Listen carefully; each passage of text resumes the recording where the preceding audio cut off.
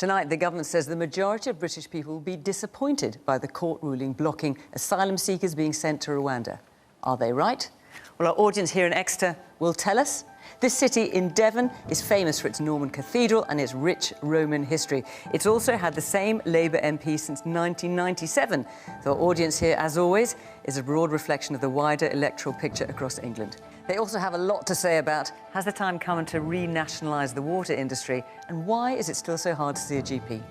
Welcome to Question Time.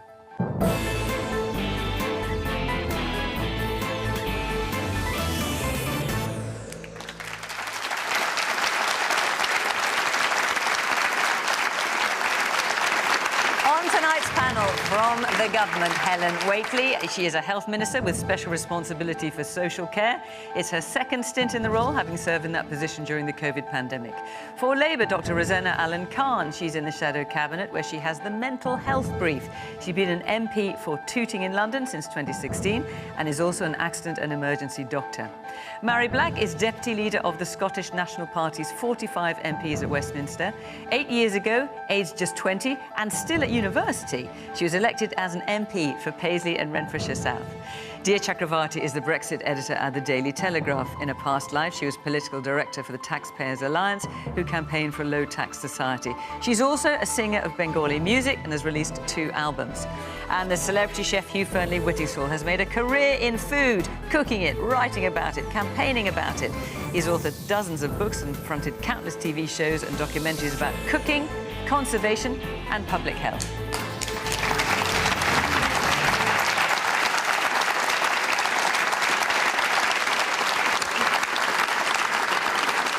Good evening. Welcome to Question Time from Exeter. Welcome to our panel. Lovely to see you. Welcome to our audience. Lovely to see you as well, of course. And welcome to you at home. We're on social media, as always, and we're also on a podcast on BBC Sounds after the programme, so do give that a listen. Let's kick off with our first question, which is from Amir Abbasi. Is it time to give up on the Rwanda plan? So the Court of Appeal ruled today that the government's plans to send asylum seekers to Rwanda are unlawful, overturning a previous High Court ruling, and the government now says it's going to appeal to the Supreme Court. What do you think, Amir? I think, if I've got this right, but 2 of the 3 judges said it was not safe. That should be enough. And spending more public money on dragging out what seems to be a very unfair policy and ongoing is just a waste of time and money. Waste of time and money, Helen? So, no, and the government disagrees with the conclusion of the Court of Appeal on this. The High Court last year supported it, was OK with it. The Court of Appeal, no, and as you just said, Fiona, the government plans to seek permission to appeal the latest view on it. But one reason why it's so important actually to do this is because we do need to stop the small boats. We can't have an open borders policy. Last year, 45,000 people came to the UK in small boats, on the one hand risking their lives as they did so, on the other hand putting huge pressure on, putting pressure on the UK. We know that, for instance, it's costing us £6 million a day to house those asylum seekers. How much are legal cases costing? I'm interested, do you know? Oh, so something we know actually from one of the latest reports. The case is going to the High Court and the Court of Appeal. That I don't have the cost for, but one of the reports that's just come out on this is that if we don't do something about this, by the end of 2026, it's going to be costing the country £11 billion a year. So that's not sustainable. So we have to do something different. We have to do something to deter people coming in small boats. Now, one thing that we know from international examples and indeed from our experience with the deal that we've done with the Albanian government for Albanians to be returned home if they come here in small boats is if people know they can't stay in the UK if they come here illegally, then it will deter them from coming here. That's such an important part of the policy. And then if we do that, we can do what we know we want to do in this country, which is actually be a place of haven and sanctuary for people who are refugees from war-torn countries, as we've done for people coming from Ukraine, coming from Afghanistan, coming from Syria. We want to be able to continue to do that. I mean, 75%... But we can't do that while people keep coming here in numbers 75% of small applicants that come to the UK in small boats and other ways are granted asylum. Well, but the important thing is... So not all the people who come in small boats wouldn't get asylum. Well, no, but the important thing is to make sure that we have the safe routes. And as you'll know, the audience will probably know, we work with the UN to provide safe routes to come here. But what we just can't continue to have, and as we know, we did have so many people coming here from Albania until we came to the agreement with the government of Albania that they should return home, which has reduced people coming here to Albania in small boats by 90%. So it does really make a difference.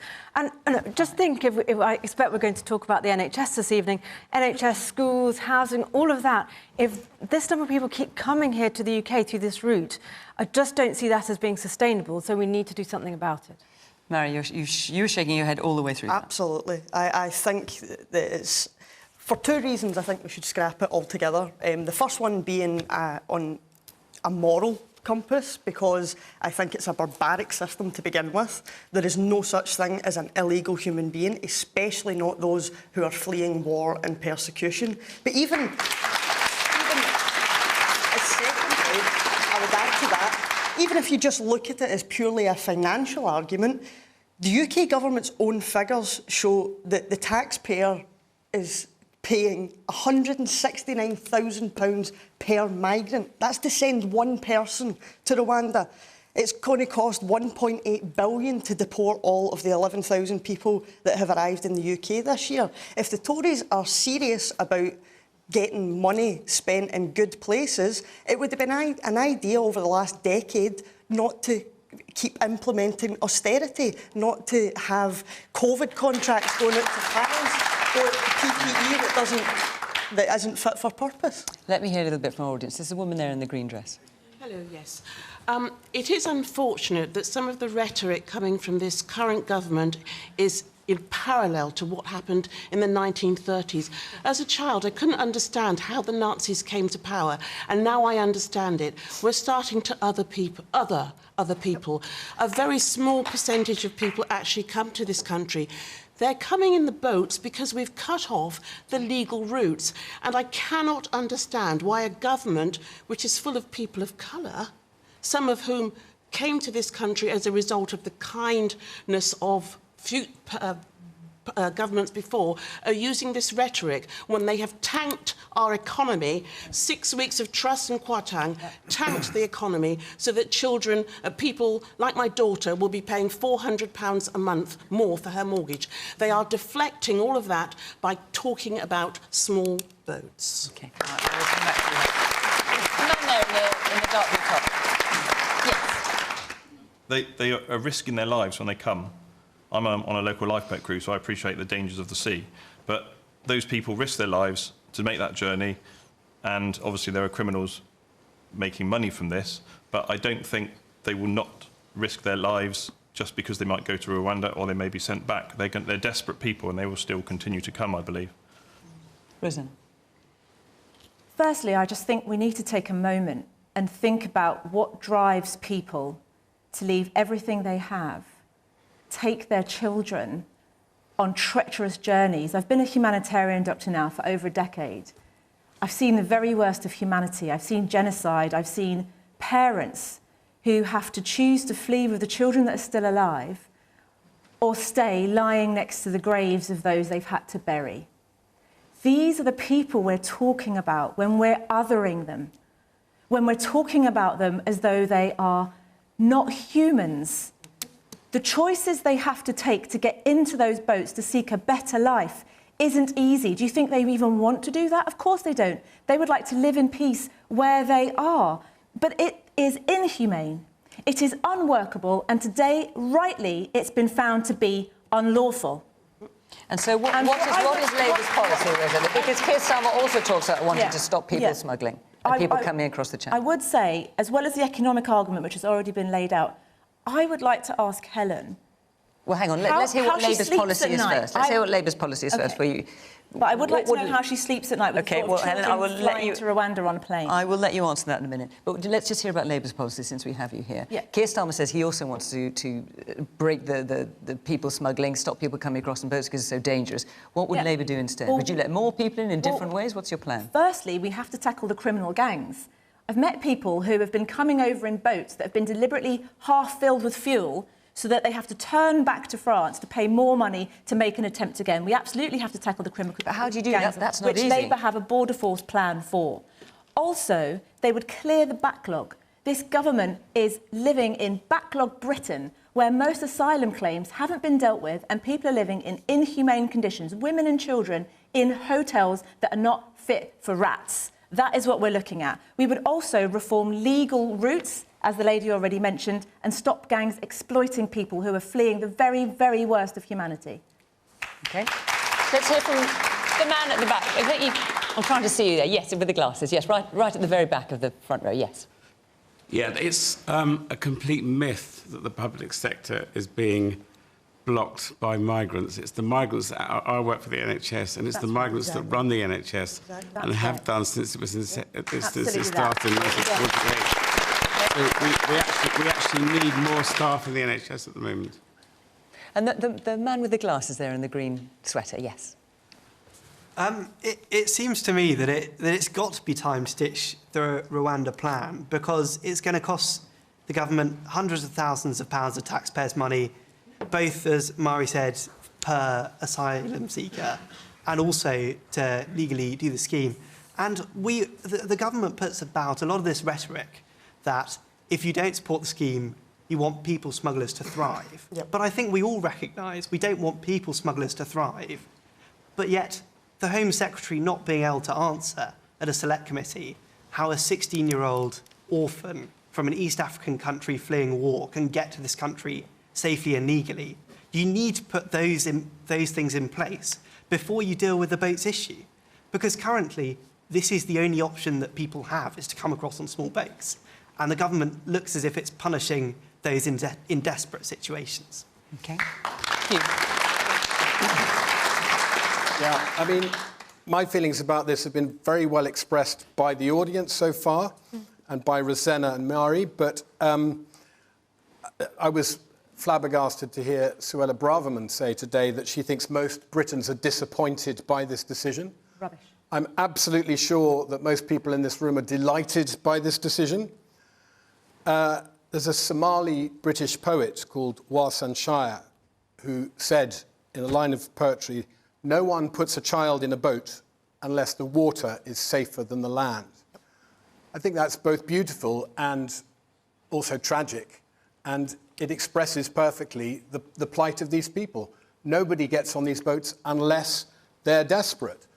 And to reel out a sort of shoddy bit of populism, a high-profile policy that grabs the attention of the right-wing press, gets amplified in a really unpleasant way, which our friend alluded to in the very first comment from the floor, that frankly smacks of language of a very, very dark time, is completely unacceptable. It also means, of course, that one of Rishi Sunak's 5 pledges is going down. Perhaps that leaves room for another pledge on something that we really care about, which he hasn't yet made any pledge about to deliver, and that's our climate. But we may get to that a little bit later. OK. So, look, in the interest of balance, I'm just going to ask, is there anyone here who supports the Rwanda policy and who wants to speak up? Because we have a lot of Conservative voters here in the audience. Yes, the man at the back with it. Let's just get a microphone to you. Are you suggesting that France is unsafe? OK, hang on, I'm just asking, I mean, if there's no one here, then let's recognise that fact. Is there anyone here who supports the Rwanda policy? Yes, the man here. What, you do support it at the back? I don't want to take words from your mouth. OK, let's hear from the man in the glasses here. I don't support the Rwanda policy as much, but I do agree with the guy when he says these people get into small boats. They've crossed several safe countries to get to France. Why do they not stay in other countries? There is no need to get into a small boat and risk your life. OK. But just so I'm clear, because we're very careful how we select our audiences here, and I'm not trying to overstate the importance. This is not a YouGov poll. But what I'm seeing here is that even though we have more people who voted Conservative than for any other single party here, is there anyone here who supports sending people to Rwanda? Good on you. I will come to you, forgive me. Do you want to respond to that, Helen, and to what you've heard? Now or after? No, just do it now. I'll come to you in a moment, if you forgive me. Yeah, there's a few things to pick up there. And I just wonder what you think of the fact that there's no support in the audience for sending asylum seekers to Rwanda. Well, I think on that specific point, it's because this is a very hard problem to solve. And I think most of us feel that we want to be welcoming people and understand that people have made hard and difficult journeys to try and come to the UK before they choose to get into a small boat. And though, yes, they're in France, they've crossed several safe countries, but we know that they have started out from places where life is very hard. And I went a few years ago to the migrant camp known as the Jungle in Calais. I took a carload of donations, and I went with some other Conservative MPs, and we talked to the mainly young men who were in that camp and heard their stories. And I heard their hard stories and their reasons for so much wanting to come to the UK. And so, I heard those stories directly, but it doesn't mean that it's morally right to continue a situation where we have people risking their lives in small boats and paying people smugglers to do that. We have to do something different to deter that. And I actually haven't heard anything which is a real policy on that from Labour or from the SNP. We have a 5-point plan. No, We're happy to repeat it. We know, we're working with France. We've got the deal with Albania. We're investing in the border. We're investing in other ways to do it. But we know that doesn't work. We know what we need to do is, on the one hand, deter people from coming here illegally, and then on the other hand, make sure that we have the safe routes. We've welcomed 500,000 people in recent years from other countries here through safe routes, whether that's, for instance, the many thousands of refugees who've come here from Ukraine. There may be people in the audience who are hosting Ukrainian families. And just to Rosena's point about children, as I understand it, but correct me if I'm wrong, if you're under 18, you don't go to Rwanda. Oh, right, yes. So it's OK if you're 18, then? You fled war, you fled genocide. I'm just making the point that if you're a child, you don't go to Rwanda. I'm not suggesting any of these things are easy. On the plane when you're 18, well, that's OK. I just don't think any of these things are easy, but I think you have It's inhumane, you have to make difficult... That is what being a government is about. It's about making difficult decisions. And it's now unlawful. 11 billion if you want to talk about the economics. Let's bring Dia. You've been very patient, forgive me. No, I'm happy to listen. This policy, I don't think is going to work. So I think it's actually been quite lucky for Rishi Sunak that the court has just struck it down, because now he can say, we tried, but it wasn't going to work, and it's not my fault. The court has just struck it down. It was never going to work. How was it ever going to work? All the process involved in it, all the money involved in it. We keep hearing about the what is it that you said? It's 169,000. That is actually the gross amount, but it's something like 69,000 per person, I think, which is also a huge amount of money. But this was never, ever going to work. You say that what? Because you thought it was never going to get through the courts? Oh, it was never going to... Well, if it ever went through the courts, people who are coming here, even if they're not desperate, because I don't think a lot of them will be fleeing war-torn societies, but a lot of them will be coming from extremely volatile and extremely insecure societies. I'm one of them. I didn't come here as a refugee, but I'm definitely a first-generation immigrant. And when you are coming from societies where you have no job security, where if you go outside, you may or may not come back home, you have a very different sense of life there. Everything is very insecure. You can get on those boats, even from a country like France, and come to the country where you think you and your family would have the best chance.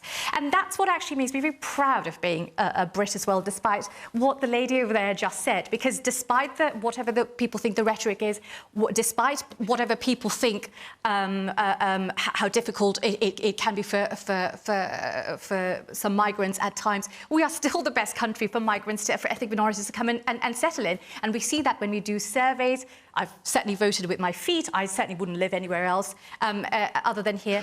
And what this gentleman says was very interesting, because you said, sir, you work as a life... Right. So in international terms, the only place where a sort of keeping illegal immigrants out has worked in Australia, where I think the policy was to just send the boats back. Now, well, they went to a particular island, but they also did send the boats back, and that meant that there was inevitably a risk of some of those boats drowning.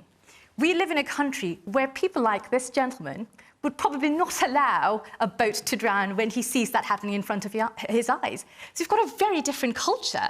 So if you say that we can just do one thing and send the boats back, that's just not going to work for our country. But also, Rwanda's not going to work for our country. I don't know what the solution is, but I'm very interested to see how opposed to this Rosena is, because in a few months' time, I think it's very likely that Labour's going to be in power, and Rosena might have to come back and defend a policy very similar to that, because this... I'll make it very clear for you, I will never defend a policy anything like that. Because this is not going to go away, and this is not going to be just the Conservatives' headache. It will come back to haunt the next government as well.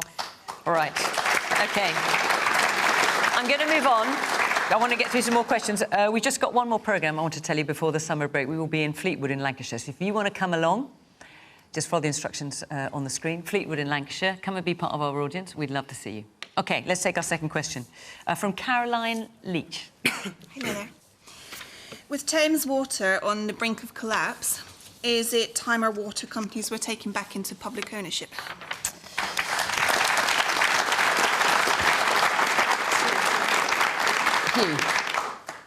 For me, yes. I'm going to go out on a limb, yes. I mean, certainly my heart absolutely says that it's time to renationalise the water companies. I mean, Thames, what an absolute mess. I think what's been incredibly shocking is just to understand, as it started to spill out over the months, but then particularly in the last 24 hours with Thames, the incredibly cynical business model that these privatised water companies are operating on. First of all, they're taking our money, right? We give them, we pay our money to the water companies so that we get what we expect is clean water, good sewage treatment, and please, clean rivers and clean beaches that we can all swim in and enjoy. And then, so they take that money, and then they borrow extraordinary amounts of money when the interest rates are low, and they give huge dividends to their shareholders while absolutely failing to deal with the mess that's going on, with the falling apart of the infrastructure, with the frankly shit, if I can say so, that's going into our rivers and arriving on our beaches. And when the proverbial shit hits the fan for them, and they're £10 billion in debt, suddenly they're looking to their shareholders to put money in. The shareholders don't want to do it. Can I just interject for one moment? That way of doing hang on, Hugh, hang on. Because we are on iPlayer at 8 o'clock, which is before the watershed. Now, I've got to be honest, I don't know what the rules are on iPlayer, but I apologise if anyone was offended by that word. After the watershed, feel free. I apologise a bit if anyone was offended by that. But, I mean, this is a subject that requires strong language because it's an absolute disgrace. And so yeah, renationalisation would be that's the way this should be done. Do you think we can afford it? Well, obviously there's a cost to that, but one thing that's being talked about, and one reason that perhaps some of my fellow panellists might give for not doing this, because it's going to be so expensive, is that we need to compensate the shareholders. We do not need to compensate the shareholders.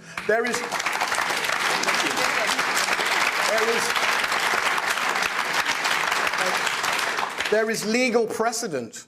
Northern Rock is an interesting example of that. But lawyers have been... There is legal precedent that says the shareholders have had their shot at this company at making profits out of it. It's failed them. We do not need to compensate them. We shouldn't spend... I mean, don't forget some of those shareholders. For example, one of them is University Lecturers' Pension Fund. So you're not worried about them? Well, they make their decisions about where they put their money, and they take the consequences of what happens to that business. Helen? What is going to happen about Thames Water? Well, I can't go into Thames Water specifically. It's a private company. I can't speculate on the state of their finances. But we know the government is looking at... Well, we understand the government's looking at plans to take it back into public ownership should it need to. Ofwat, as a regulator, monitors financial viability of major key water companies, and that's something that they do. But on the question about whether nationalising is the right answer, I would say a clear no. It's not an easy answer. I'm sure Mhairi will talk about this in a moment, but I would think that Scotland is an example of why it's not an easy answer. And one reason is, in Scotland, water is nationalised. Yes. You have a huge problem with sewage outflows. Last year in Not Scotland, like England, I can assure you. 19 million litres of sewage was dispersed into Scottish waterways. That's 19,000 Olympic swimming pools worth. And you only monitor 70% of sewage outflows. So in England, the government is acting on this. Now, I don't accept the situation that we have at the moment at all.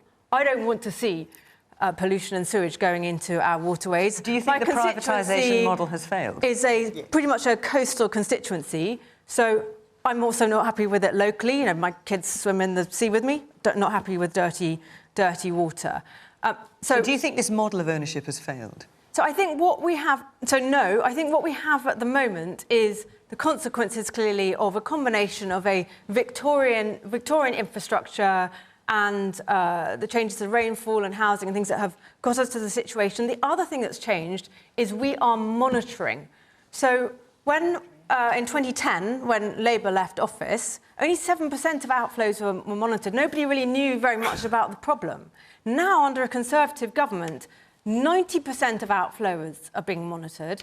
And by the end of this year, 100% of outflows will be monitored. So we will really be monitoring the problem. Clearly, monitoring is one reason why we know about it. We have legislated to require the water companies to fix this, to invest £56 billion over the next 25 years to fix this. So it's going to take... Because I remember you coming on question time before making this point. It's going to take 25 years to fix. So we know that you can't do it overnight. I believe this, in fact, Labour's policy is to stop it right away. Estimated cost around 600 billion. How you would do that, it also involves, unfortunately, sewage going into people's homes. So that is not the right answer. But we are taking action.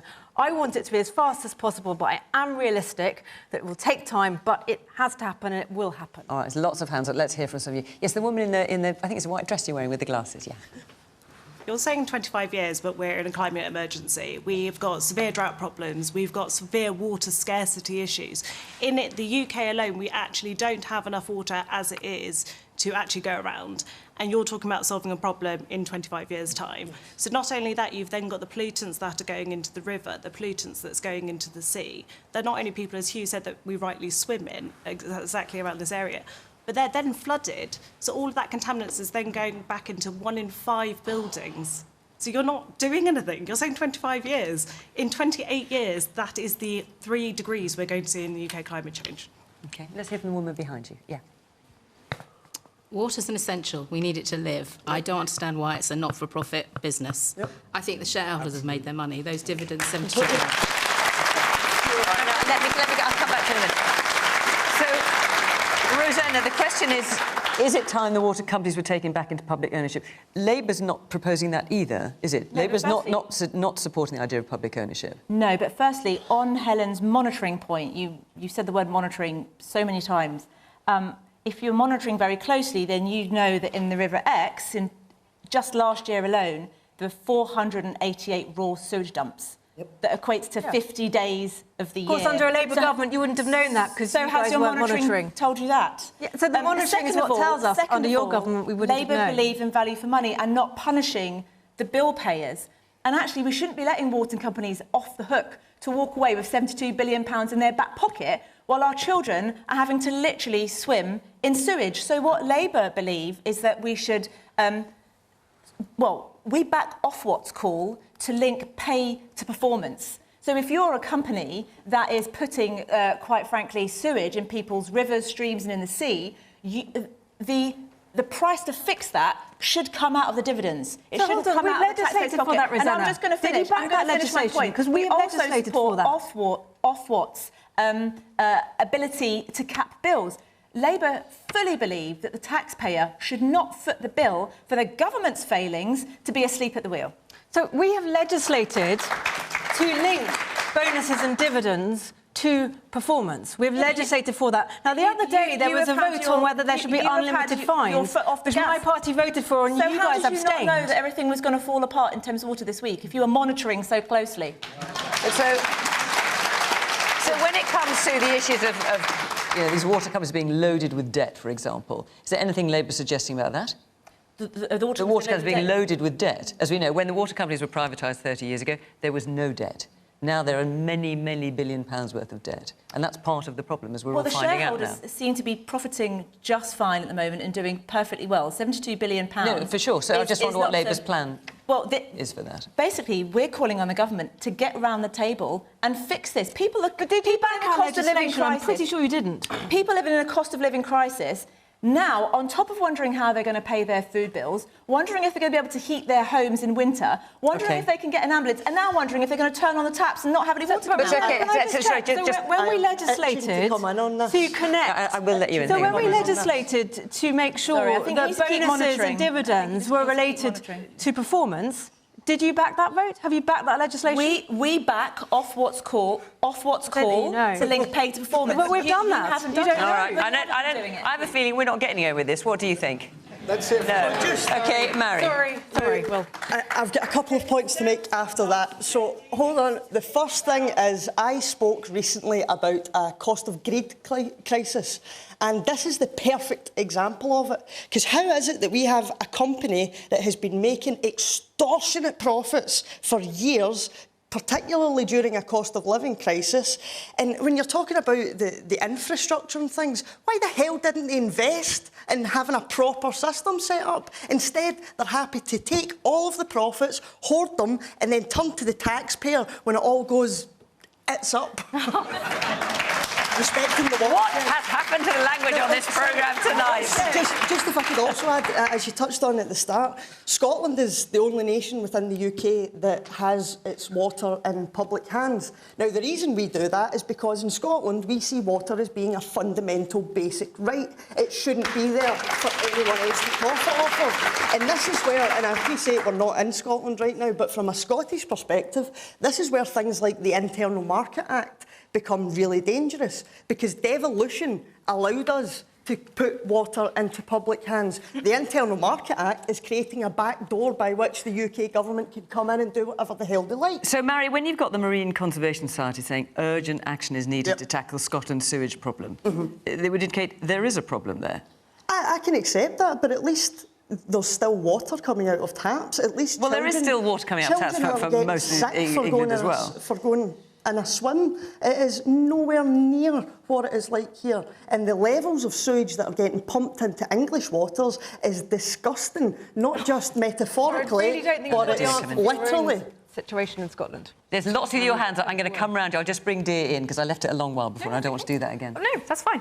I think, if I'm not mistaken, Northern Ireland also has privatised water, and I don't think they're doing... 2 out of 4. I don't know that I don't think they're doing very well. But Marie, with all the talk of... Mhairi, sorry. That's okay. With all the talk of nationalisation and Scotland doing OK, there was a time when Scotland, because it was under national ownership, it was really struggling with funds, and you had to look at PFI contracts to do that. So this is always an issue with with nationalisation.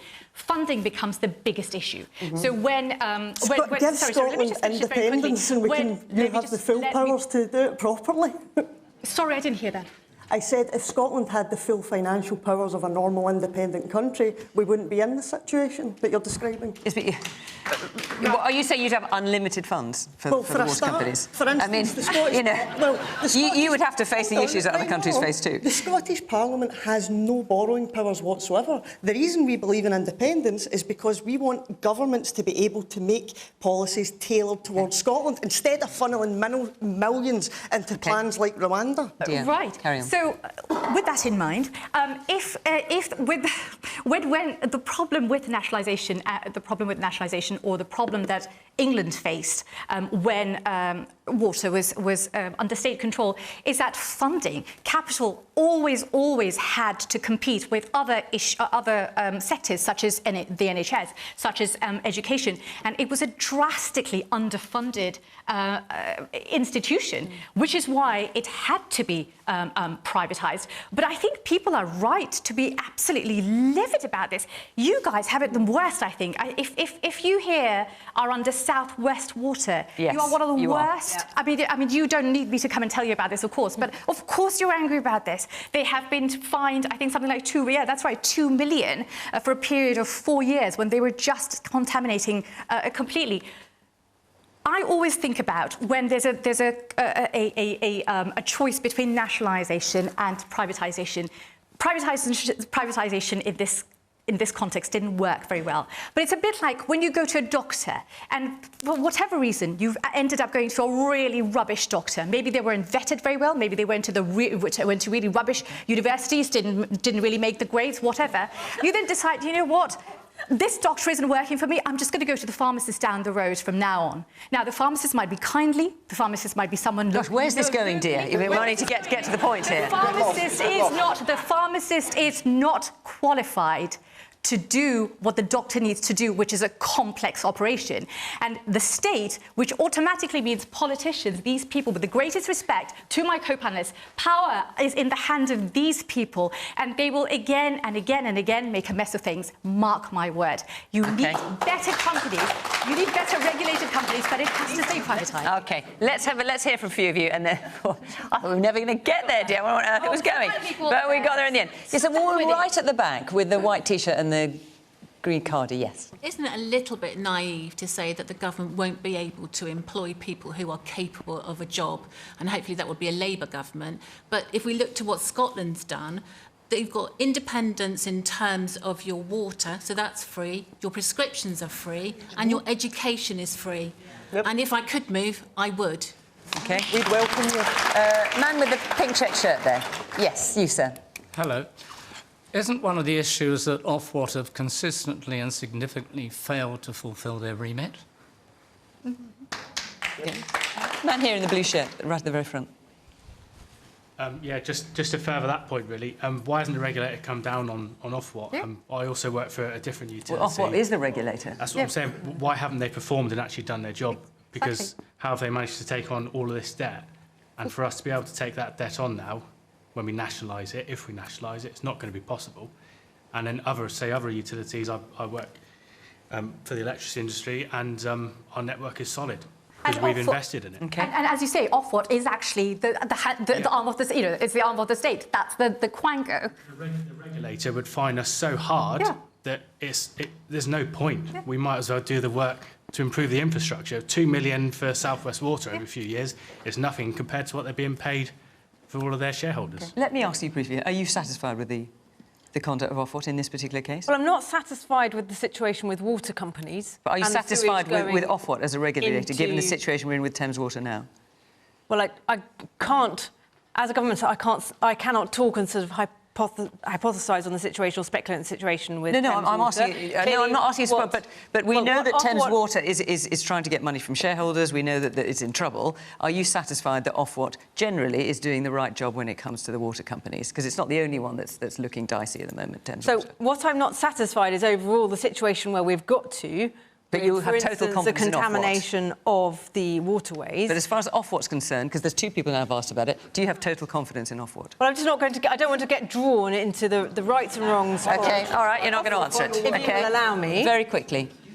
I think the model, the privatised for-profit model, is a busted flush. And the main reason it doesn't work is because it's actually a series of monopolies. So people can literally help themselves, and they haven't been properly scrutinised. At least if it's in public ownership, ultimately, the government's answerable. And if they don't get it right, we know how to get rid of them. Free. The lady up there says it's free. OK, go on. Very briefly, Helen. Very briefly.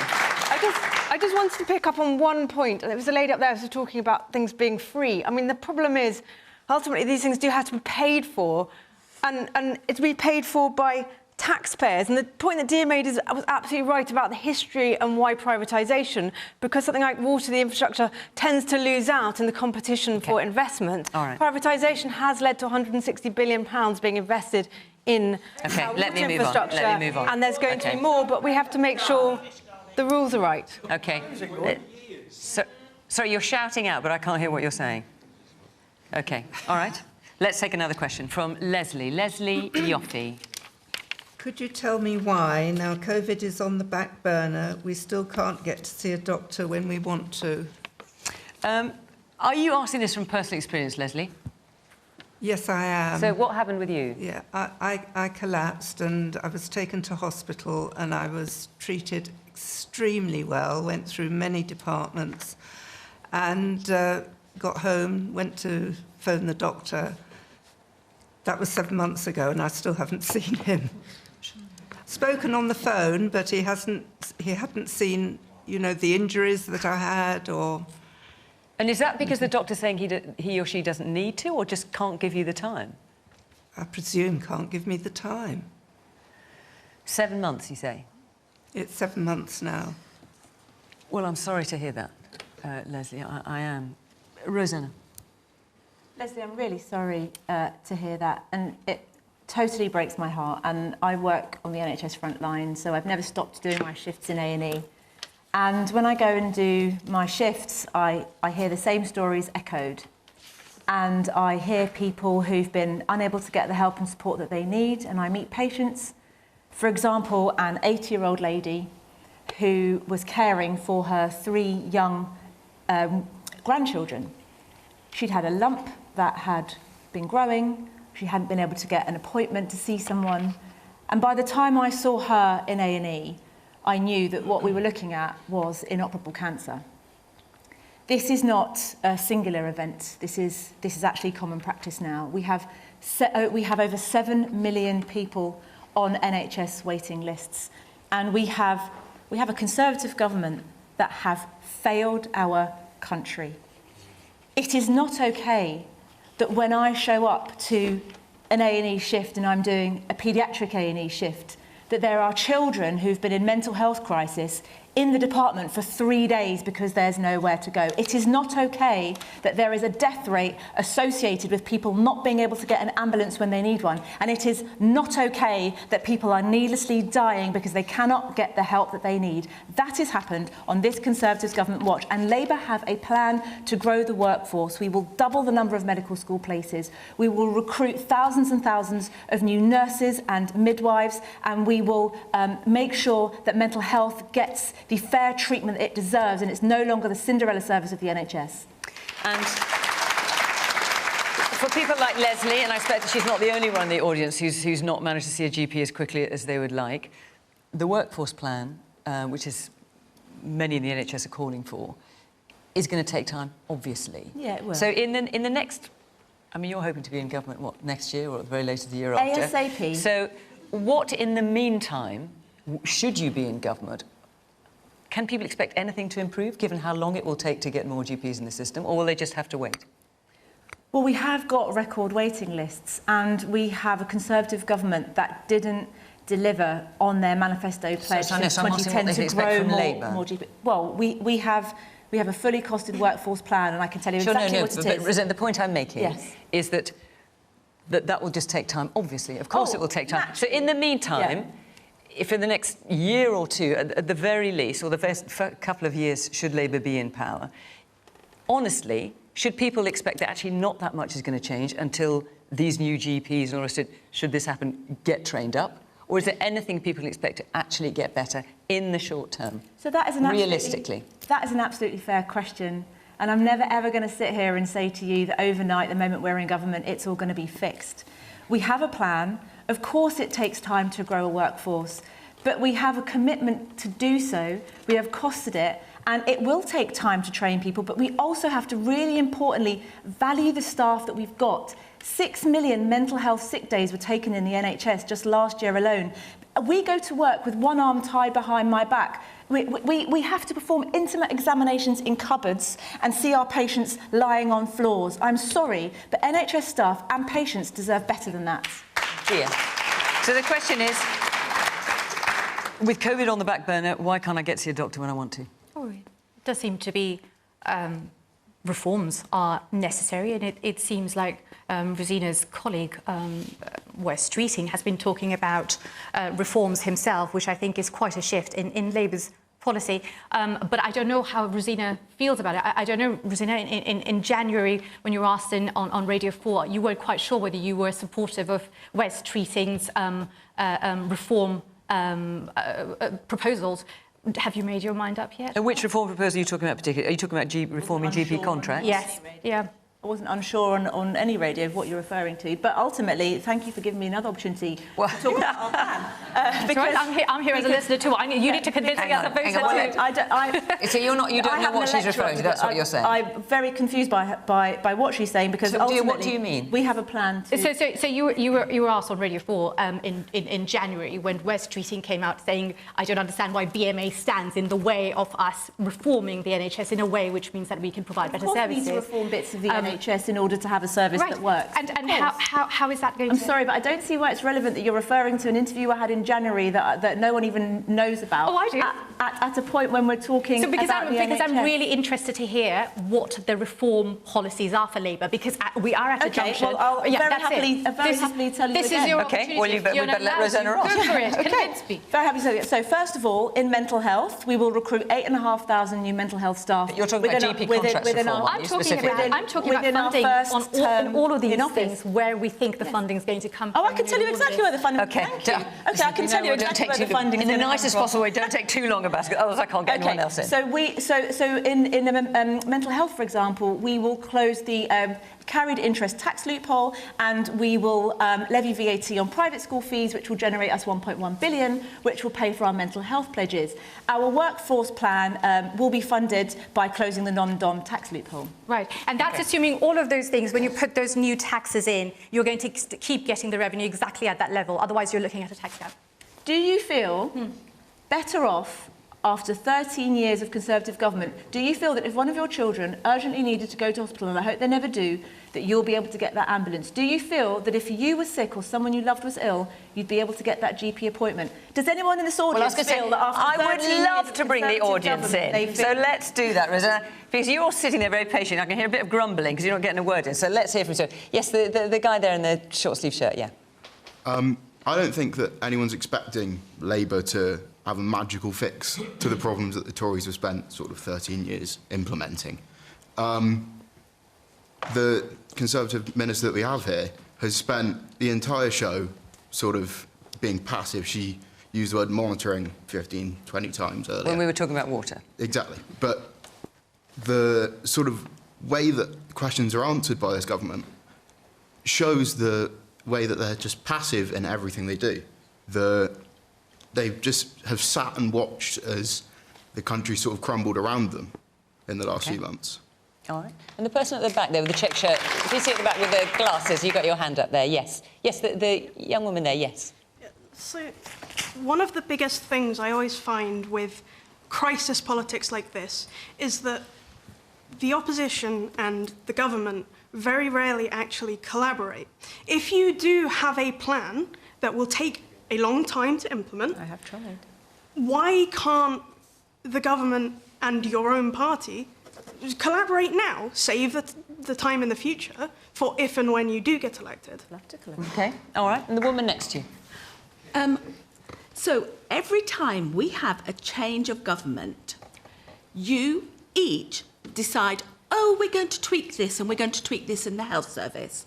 I have just recently retired, and we have new things every time, and it's like, why can't the pair of you, the party, it being independent with both parties going around a table? I'm agreeing with this lady. My husband had a new GP. He has only recently seen him, and he changed. The GP changed because we retired 18 months ago. My husband doesn't have electronic phone, so he can't do an e-consult. And there are lots of people of my generation and over that are not savvy doing an e-consult. Hugh. So there is one huge spectre, one particular disease that is causing so much trouble for the NHS that if any government doesn't take it super seriously and have a specific plan to reduce its influence on the population, they'll never sort out the NHS. And that problem is type 2 diabetes, which is caused largely by our life choices and most of all by the diets we choose. Now, there was a point when this government almost had it in their sights. They had a list of policies. They consulted with some really good NGOs. The work team around Jamie Oliver did some fantastic work on this. Last year, Henry Dimbleby put out a brilliant report showing the way for a healthier population, suggesting policies like expanding the sugar tax and restricting junk food advertising, especially to kids, and getting much more transparency from the big food companies on actually the balance of ingredients in their food. We need more fibre in our diets, we need more fresh fruit and vegetables. And we need policy drivers from government to make this happen. There was a moment when Boris Johnson, partly because of his own brush with COVID, and which was for him genuinely a near-death experience, made the association between his own physical shape and the closeness of his brush with death. And he came very close to rolling out this policy. But unfortunately, we've rolled back into this right-wing ideology that we cannot help our population live healthy lives. We cannot show them the way. We're not allowed to educate them or direct their choices in the right direction.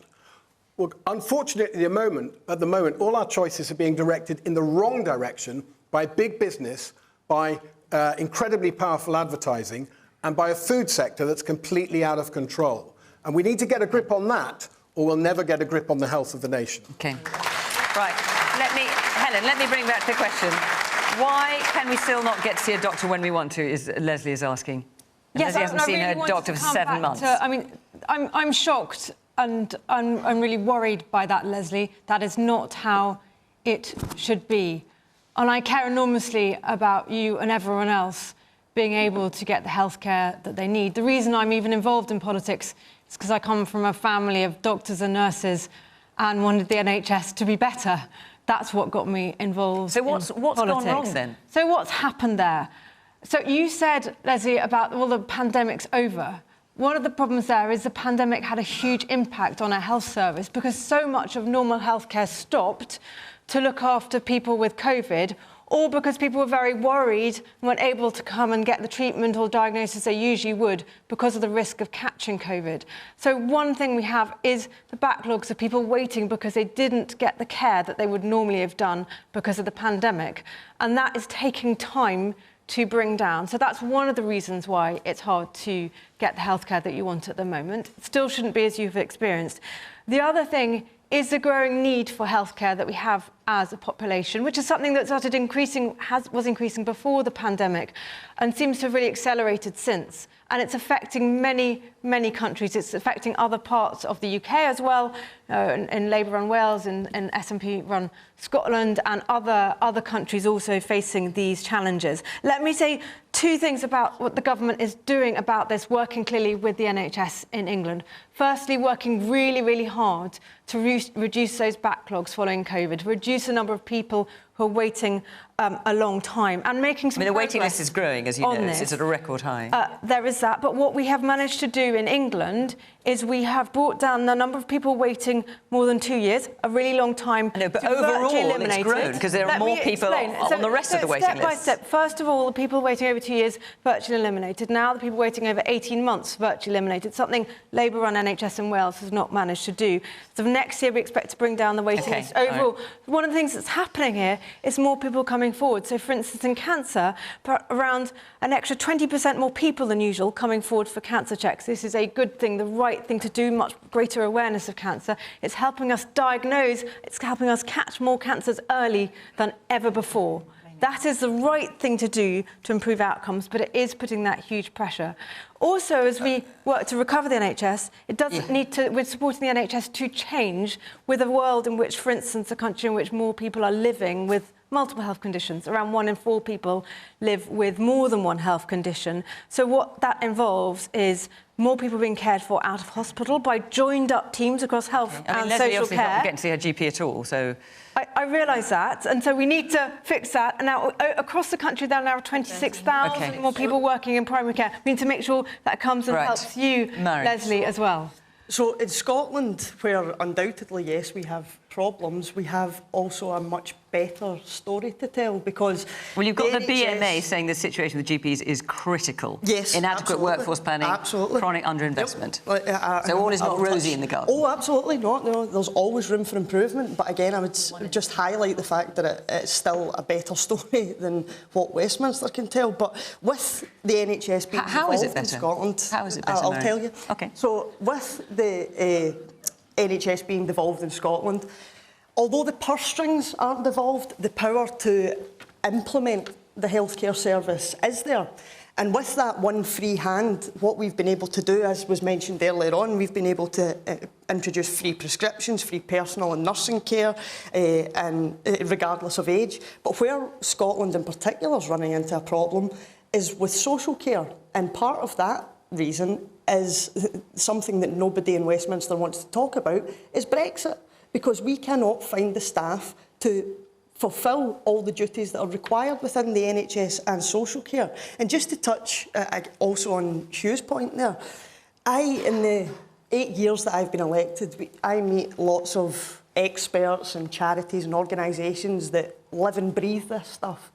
And I find myself asking them, look, how many problems, particularly when it comes to mental health and just health in general, how many problems would be solved if people had more money in their pockets and they weren't forced to either skip on meals or go for the cheap meal deal or go for the McDonald's because it's cheaper than actually getting a bit of fruit and veg? That's where in Scotland we've been able to not only tailor our NHS, but also work towards a wellbeing economy, because everything works in tandem. You've got to give people the powers and the money to be able to make healthy decisions, and that is the starting point for making Britain a healthier country. OK, let's hear a little bit more from our audience. We're almost out of time. Man there in the glasses, yeah. I'm a paramedic who retired this month, and so I've worked through the pandemic and been involved in the NHS for many years. Interestingly, we've just been talking about the failure of privatisation in the water industry. Why are we not addressing the failure of privatisation within our own NHS? Not even Labour are looking at privatisation. In fact, you want to increase privatisation. Privatisation is failing the NHS, just like it's failed the water. Okay. And what aspect of particular is it that it's taking consultants away from work that they could be doing for the NHS? If things are privatised, you have to spend money on lawyers, tendering, accountants. It's not about delivering a service. It's about making profits for the companies involved. OK. Let's hear from the man right at the front here. How on earth do you recruit for these positions that we need to fill when public sector pay is an absolute national scandal at the moment? You know, so we've got police officers, teachers, healthcare. You know, they're not being paid what they're due. They took us through the pandemic, and what are we doing to reward them? Absolutely nothing. OK. And the man in the grey sweater there. Hang on, we'll just get a microphone to you. There you go. So, Helen, you say that you got into politics to help people, and you've been part of a party that over the past 13 years has systematically broken down our NHS. So, to go back to a question you were asked earlier, how do you sleep at night? Helen, I better let you answer that. Well, I think that, it's hard times for the NHS, as I said a moment ago, coming through the pandemic, but the NHS did an extraordinary job during the pandemic and continues to do an extraordinary job caring for so many of us day in, day out. Yes, we know that it's difficult. We know that people like Leslie, and there's a terrible example, having to wait for treatment. But actually, the NHS is doing some fantastic work. As I said, catching more cancers earlier than ever before. The one-year survival rate from cancer used to be 2/3 of people would survive. Now it's 3/4 of people survive. That's compared to 2010 to now. Those sorts of improvements are happening in our health system, and we want to look ahead now. Very soon, Helen, we're going to be announcing our long-term workforce plan. That's coming tomorrow, isn't it? That's what we're being told. And that is very important. Yes, tomorrow. I'm expecting quickly before we end. Right, very OK. important for the future of the NHS. All right. I'm sorry to cut you off, but we're out of time, I'm afraid. I had a couple more questions I wanted to get to, but we ran out of time, so forgive me, those of you who are going to put those questions. That is it for this week. Remember, we are in Fleetwood in Lancashire next week if you want to come and be part of the programme. Also, we are on a podcast on BBC Sounds after this programme. Thank you to the panel. Thank you to all of you for coming in here at Exeter University. Great to see you. And, of course, thank you at home for watching. Till next week, bye-bye.